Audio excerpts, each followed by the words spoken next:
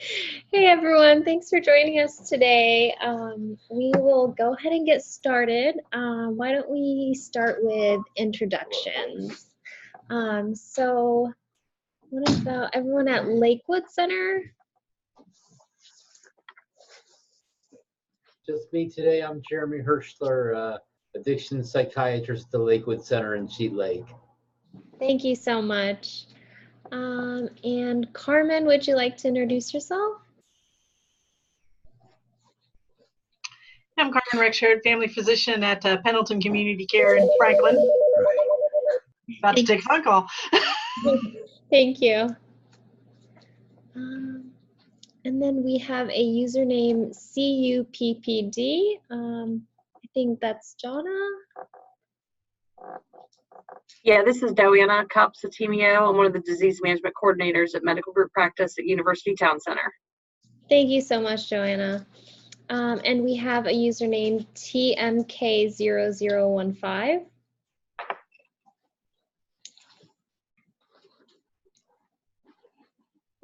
If you have trouble with the microphone, you can go ahead and chat us as well if that's easier.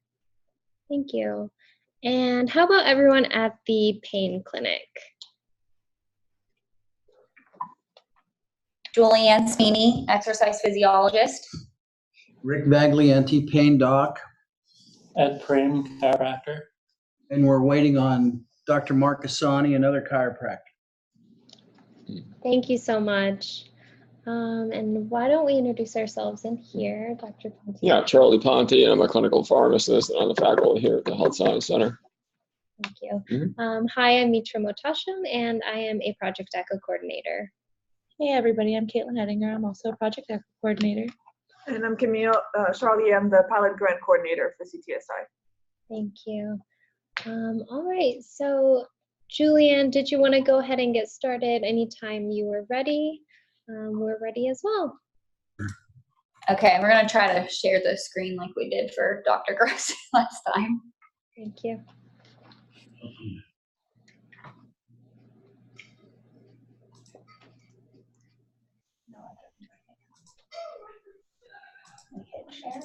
Yeah, good share. And now open your thing. Yay. Can you see that? Yes, we can. Thank you. Hit slide view. I can't, it's glaring. I can't even see. Here.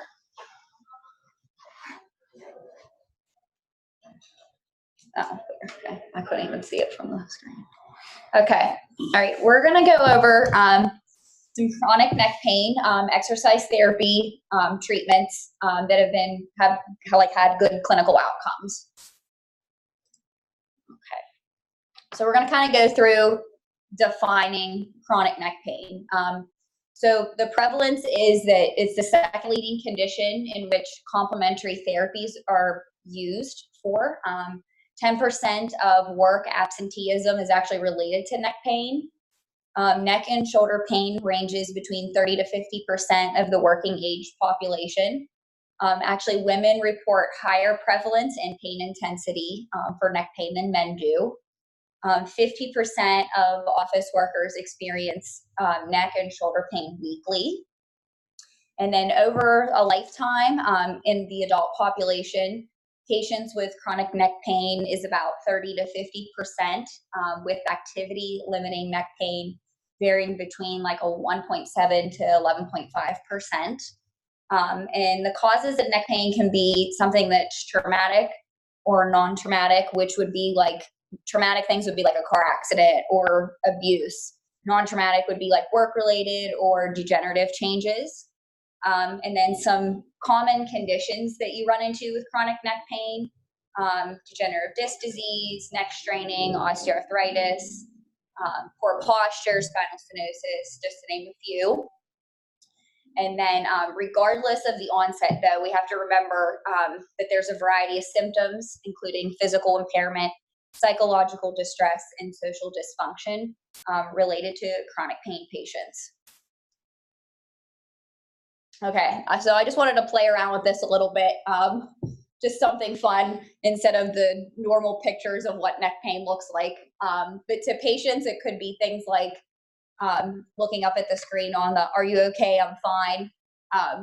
The behavioral medicine side, people, have these conditions, but they're also saying at the same time, like, "I'm okay, I'm fine," how they're dealing with it. The woman in the car holding her neck, car accidents, things like that, drivers, people at work in the middle there. If anybody watches Friends, I remember this episode of how to explain your neck pain to your chiropractor now. People that come in and they've done something that's kind of out there to exacerbate their neck pain. People that have been in like prolonged positions, like sitting in the front row and staring up at the ceiling, things like that. They can't move their neck a certain direction. They slept funny. Okay, so neck associated pain. So I liked this graphic and I wanted to share it because a lot of people will come in and say, their symptoms, and it's up to us to kind of deduce what those symptoms mean. And this is kind of just a quick overview of possible routes that the neck pain could be, what it could be coming from. So if we're looking at the number one down here on the arms, anything that's associated with shoulder that radiates down the side of the arm is most likely coming from nerve, the joint capsule, rotator cuff. If we're looking at more anterior, superior part of the shoulder, pain in these regions are most likely, rotator cuff, the joint capsule, labrum, biceps, ligaments. And then if we're looking up at the tops of the upper trap, into the scalenes there a little bit, pain here is most likely caused by damage to the joint in your neck, the joints in your neck. And then if we're looking a little bit into this area, I believe when I looked at the rest of the images that that this was supplied by, it kind of goes down the back a little bit. Pain is most likely associated with the AC joint there. Just kind of nice little overview if you're thinking on the fly. Okay, so this is kind of looking at some proven clinical outcomes and central pain mechanisms for chronic neck and shoulder pain. The ones at the top here are ones I'm going to kind of highlight on the use of yoga, upper trapezius, eccentric training, neck-specific exercise with a behavioral approach. But here's some other ones that I have listed that are proven exercise therapy strategies. So lifestyle intervention, exercise and passive treatments. Passive treatments would be, manipulation, KT taping, those types of things. Neck-specific strengthening or controlled exercises, specifically isometrics, are proven. Sensory motor exercises. Not sure how you say that. I'm pretty sure it's an Asian term, but it has to do with mindfulness and slow movement exercise. And then neck and shoulder girdle, muscle control, so a lot of stabilization exercises, and then upper quarter endurance training. Okay, so the first one I'm going to capitalize on is the use of actually yoga versus home exercise programs for chronic neck pain. This is particular type of yoga. If anybody wants to give it a shot, how to say, go for it. But this particular type of yoga actually focuses on lengthening, strengthening neck and shoulder muscles and improving stability and posture. And they used a 9-week program which utilized this type of yoga and a home-based exercise program. And interestingly, in the study, they didn't say anything about what type of exercises they gave them for at home, but they were very thorough on giving the yoga exercises they utilized. And they did this weekly for 90-minute classes, and they had about 10 to 15 patients in each class. And it was actually run by a certified physiotherapist and yoga instructor that was specific to that type of yoga, and they specialized in chronic neck pain. And there was also a psychologist present at all the sessions. And they used 8 to 10 different yoga postures out of a pool of 14, which involved sitting, standing, supine positions. And they also did at the end a 15-minute guided relaxation. And they always started and ended the yoga portion with the same exact exercise. And then they also use like props as the class progressed. That would be like belts or resistance, the blocks, things like that.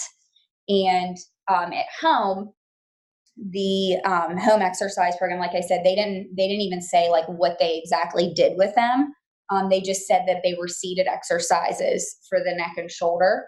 And they were actually required, both groups were required to do 10 minutes a day at home, and they gave them a manual on what to do.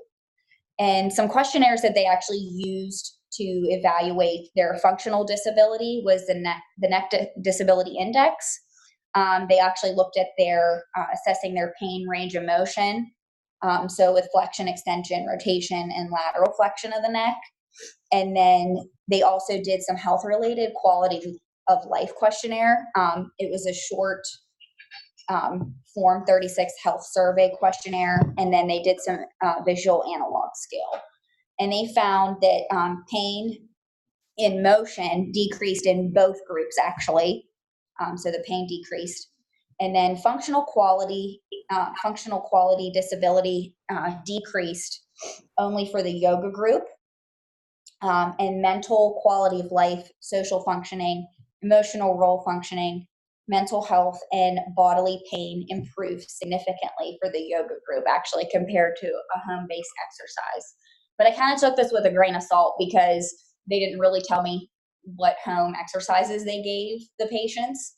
So I'd be interested in a follow-up research to see what that looked like. Okay, so the second one I kind of highlighted on was the upper trap eccentric training that was utilized for chronic neck pain. So eccentric contractions, just to kind of get an overview, are force generated externally, which is applied to the muscle in which surpasses the force produced by the muscle itself. So essentially elongation of muscle fibers, it's during the lengthening contraction phase.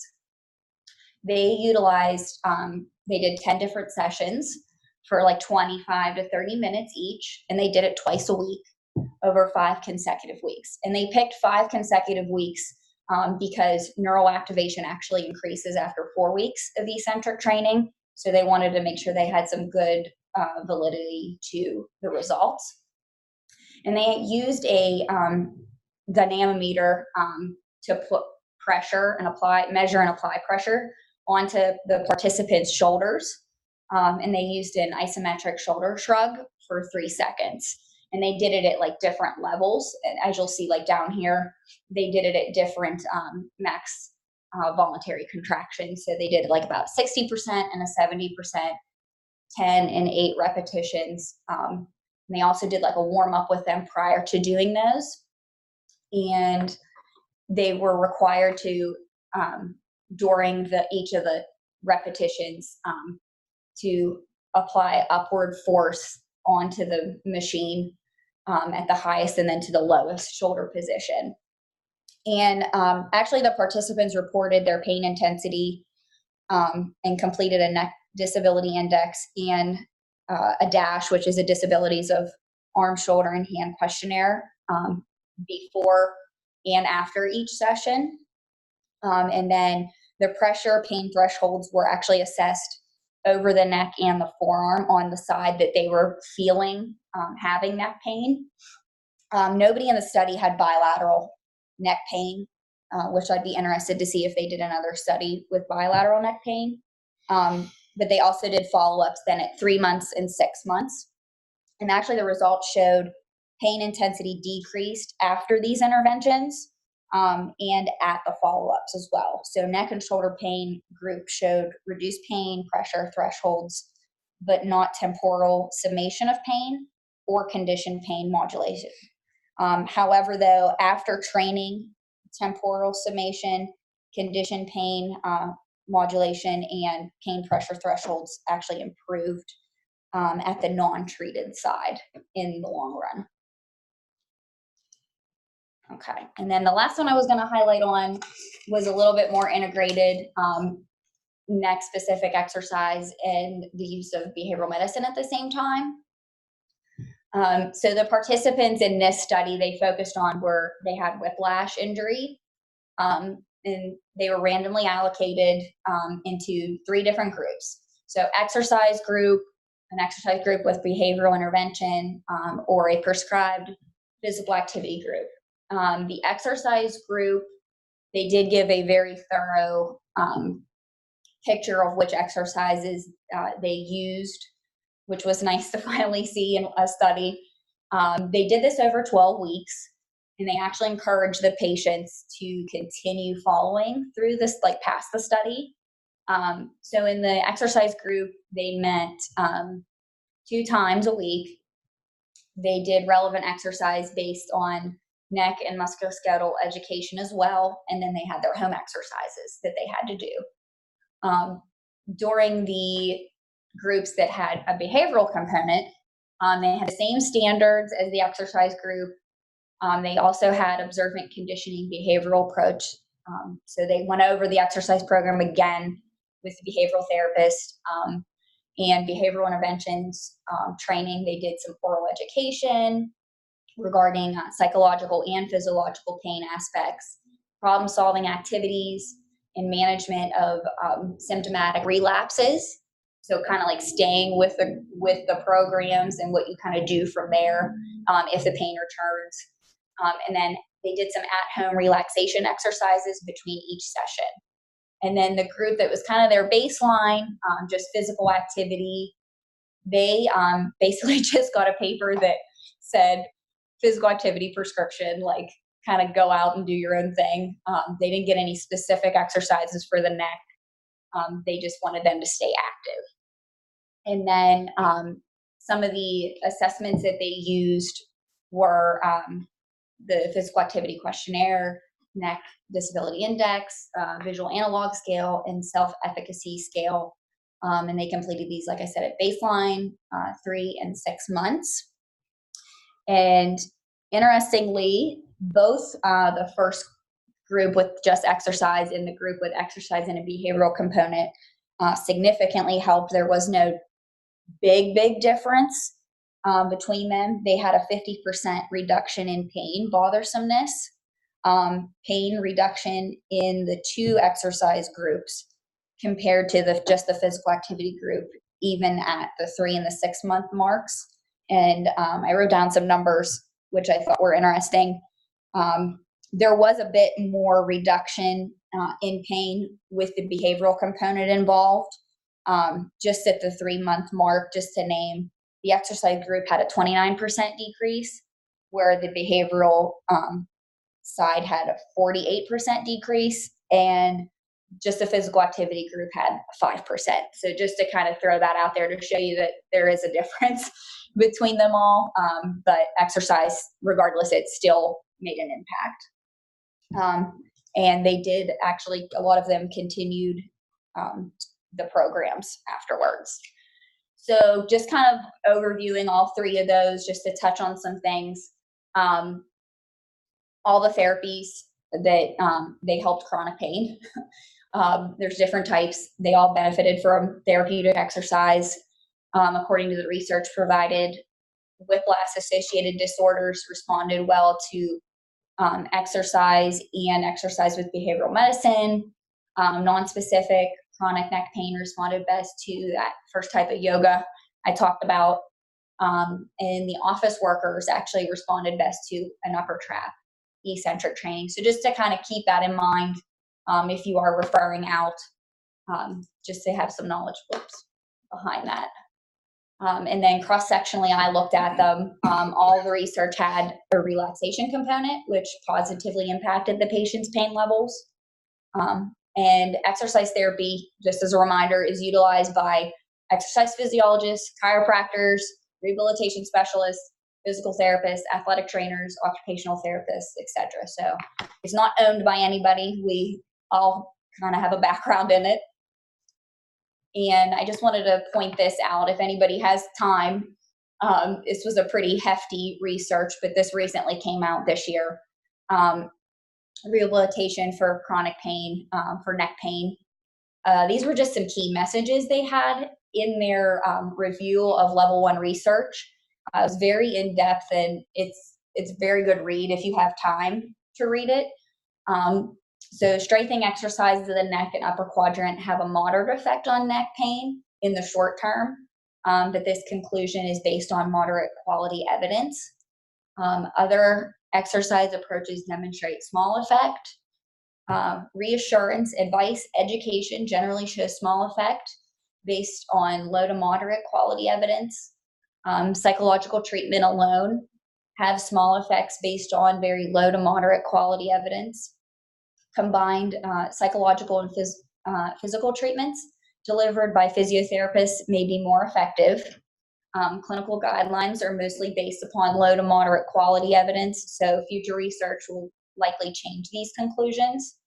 And clinicians should consider adapting treatment to each patient as appropriate, obviously. But they just threw that in there too. And then these are my references, and then the picture links. And if anybody has any questions. I have a question. Sure. So how do you handle patients who want to wait until the pain goes away before they start exercising or involving in physical activity? What's your approach to that kind of mentality? Referral to behavioral medicine is definitely on that list. All right. And it's a lot of coaching. You have to be willing to put the time in to listen, to learn from what they have to say as well. But also taking the time to start low. It's okay to start low and go slow. You know, that'll help desensitize them a little bit. They have to learn to trust you too. So that's definitely a heavy component of it. Mm-hmm. Okay, thank you. Usually I find better results with that than trying to jump into too many things at one time. So, Julianne, this is Charlie. I have a question. There was a nice view of the literature, and what I would like to hear from you is, what are your best practices? In other words, you know, what do I use? Yeah, in the real world setting, you know, what would have been, how would you articulate your success? And then what are some of the barriers that you've come across that, you know, have sort of stood in the way of treating these folks? So I like to use a lot of isometrics at first, just to kind of get the muscle ready to perform action. I think too many times, and not that it's bad, it's just my technique, people use too much of like things that you see in the gym, like a lot of concentric and eccentric contractions. So an example would be like a bicep curl. So concentrically contracting when you pull the weight towards yourself, and eccentrically when you release the weight. Yes, we're doing those motions, but I progressively get to that, just because when you're dealing with chronic pain, you kind of have to introduce the muscle a little bit differently than just rapid motion all the time. So I like to use a lot of isometrics first off. Barriers that I come across, they've been to PT 20 million times is what I've heard a lot. And they're like, they didn't do this, they didn't do that. And you got to take that with a grain of salt too, because it's not all the time. You know, maybe they didn't show up to their appointments, or maybe they didn't do what they were prescribed to appropriately. You know, like there's another side to that story. So I try to, you know, take that with a grain of salt as well. But like I just told Dr. Herschler, you know, low and slow at first it's okay. You know, this is a marathon. It's not a race, like to the finish real fast. So it's more tortoise than hare when I'm working with patients, which is, that's okay. You know, they've been dealing with this for a long, long time. The muscle needs to react a little bit differently than, you know, quick movements all the time. Does that help answer your question? Yeah, and I have another question too. Based on your experience, you know, the epidemiology that you portrayed suggested there was a difference between men and women in neck pain. Is that in your experience too, in practice? I do see a little bit more women with neck pain, just looking at my caseload. Than men. Yeah, is there a reason for that? Does anybody have any thoughts? I'm just sort of curious. I Well, think in more the head sensitive to injury, pain in general. What's that, Dr. Hirschler? Women are more sensitive to pain in general. I think, but women have more pain complaints and severe pain, don't they? Well, I mean, I thought there was some I thought the opposite of that in some sense, that they have a little sort of a higher threshold in pain than men. But again, that may be very fluid. But yeah, I'm just curious. Yeah, I don't know. I I wondered have to about, look into Could it it a be little bit chest more. weight?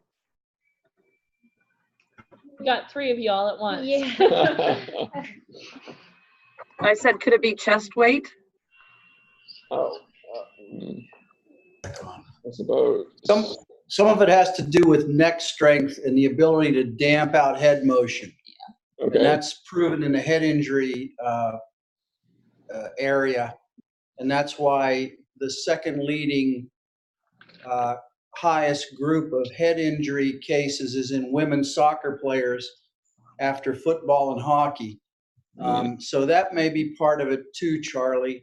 Okay. That it's like anything else. The more muscle you take into a situation, the more muscle you're going to come out with. Okay. That kind of coincides with, I think, in general, women, you think of kind of a leaner, longer neck than, males kind of look maybe a little shorter, stouter. Okay. I found myself wondering if it's the work that people do. I mean, more women are probably sitting there on a computer all day, doing typing things where they look down a lot. I mean, could it have to do with that? Yeah, and one of the studies that I had pulled up was strictly about actually that one I talked about with upper trapezius eccentric training. It strictly was about like females on the computer a lot. So, I mean, I'm sure there's other, studies. Obviously, I just picked, 3 out that I caught my eye. But it could be, that as well. And women picking up, they're usually the caretakers of, children and stuff. So you have to think about that too. The majority of the time, it's usually the woman.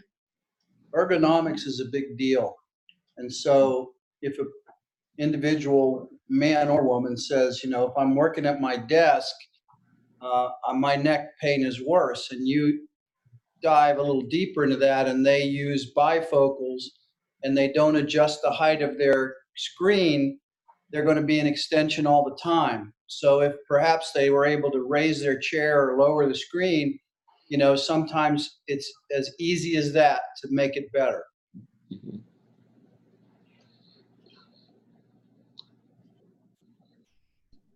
Thank you so much, Julianne, for that, and everyone who had great comments and questions. Were there any other questions or comments, or perhaps if you have patients who relate to Julianne's didactic?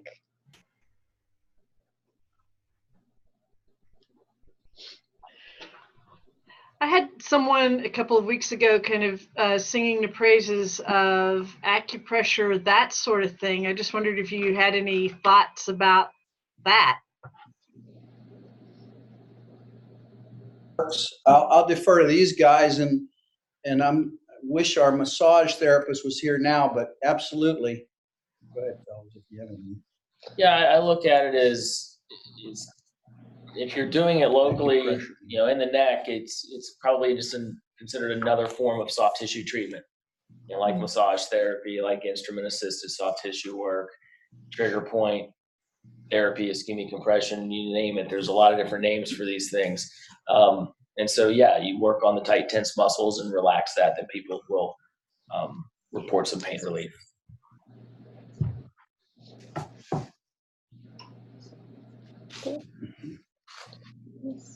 Julianne, what kind of patients do you, what is the chief complaint for the patients you see with neck pain when you've had to treat them and stuff? I don't know if there's a main one really. I mean, there's so many that I've heard over time. Car accident usually is a big one. I think recently I've seen like people that have, they're 8 months out after an accident or at least more than that. and they haven't sought out, the clinical guidelines, like going and to the provider and maybe going to physical therapy or chiropractic or, Definitely. I was like, why did it take you so long? So it's usually the biggest one I hear, mostly that, probably, if I had to pinpoint. Thank you. Mm-hmm. I was also going to ask a question, Julianne. So with a younger generation slowly, actually rapidly moving towards constantly being on their phones and laptops, do you see a younger demographic of patients who come in with neck pain or any sort of back pain? I usually see low back pain. Low back pain. A lot more than neck pain with the lower like the younger population. But I did come across a couple things that talked about like being on cell phones. Mm-hmm. So like I talked about with we talked about with the computer screens, I'm going to foresee that that's probably going to start to be more of an issue in the coming like years with neck pain in the younger population, because we're looking down at iPads. We're looking at phones that are almost as big as iPads now. Mm-hmm. So I think it's going to start to become more of an issue, especially with like students, because I don't think that they're probably putting their laptops at like the ergonomics to it. So, they're in odd positions, or they're laying on the floor or, to do homework and things like that. I think we're going to start seeing more of that. So it was a good observation. Thank you.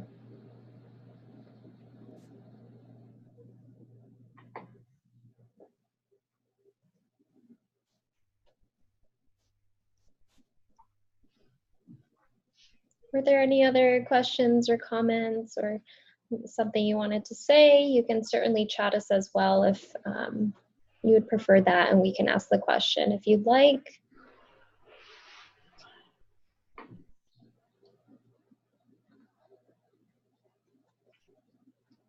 All right. Well, that is all we have on the schedule today.